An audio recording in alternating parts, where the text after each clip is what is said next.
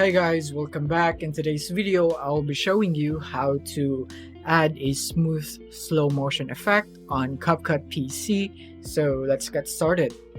So here we are in our CapCut PC, and once you have imported your clip, you are now ready to add a smooth animation right here. So let's go click here on speed. Click here once you have selected your clip, and from here you want to select the speed if you want to go for a faster time. But in this case, since we are going for slow motion, we will be dragging this bar into right here into 0.6 right here.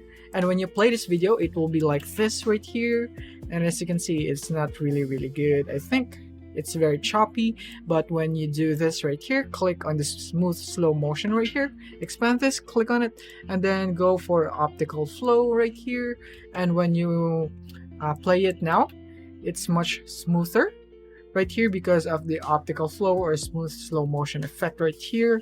Or you could also go for frame blending right here. This is how it would look like right here. And you can also go for curve right here if you really want to a smooth entrance right here. So this is how it would look like.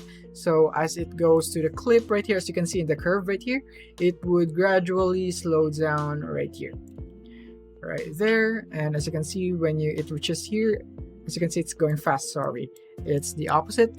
It goes slow right here, and then it goes right here. The higher the bar, it means the faster it is. So you can go for different curves right here that you'd want, so that it would be a smoother slow motion right here, or you can call this speed ramp right here. So you have these presets, or you could just adjust them themselves, so however you'd want it to be. So that is basically for this video. I hope this video helped you out.